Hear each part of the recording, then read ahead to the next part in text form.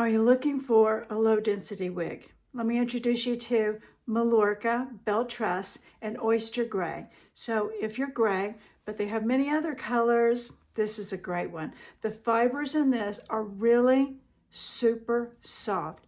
The low density amount that you get in hair here, as you can see here, there's just not a lot of hair in this wig. So you're going to get that low density, because I know if you're like me, when I first started wearing a wig, and this might be where you are now, I always get asked, what is a wig with low density? You want to spend your money in the right place the first time, second time, and every other time of every other wig you're going to get after that. But the closer I can help you get to finding the perfect wig for you, I've done my job. So I guess it's kind of like I've tried all these wigs so that you don't have to.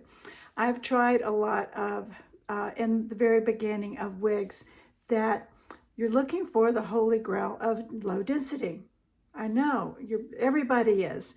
And then after you get used to it, I promise you're going to find yourself wanting to add some volume and add some volume. So, but you're not there yet, probably. You're just wanting to get your first low density wig, or maybe you just want that everyday wig, low density, you throw it on and it just looks like this. See how this just is kind of sleeked down?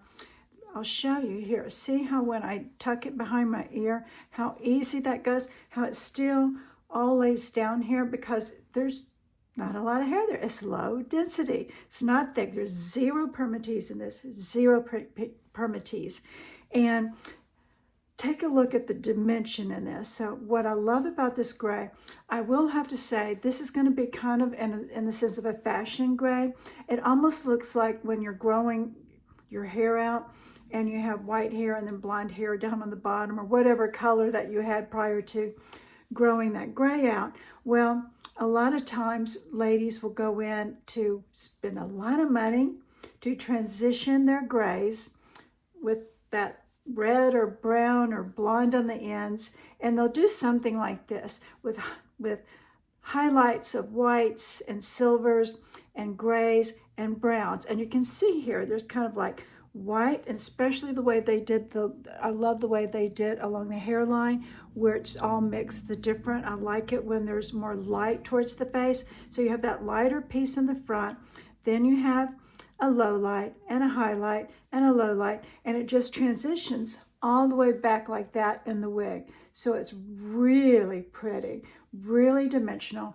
And you know, a lot of times when I'm showing a wig, the lighting really catches the shine on it. And I think you can tell from this, because I'm in a window, because I want you to see it with daylight on it. You don't get that shiny look to it. It is really done quite well.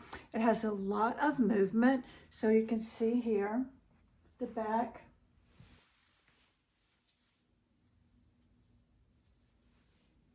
Really nice movement. I like the way that it's framed in the front, that there's these layers.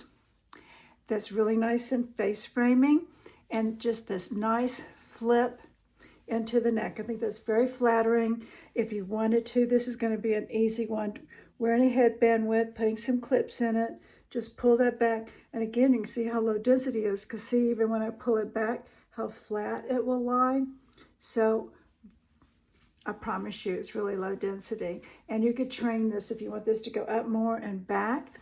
You're going to be able to use some wig wax or some low-level heat, or just the palm of your hand.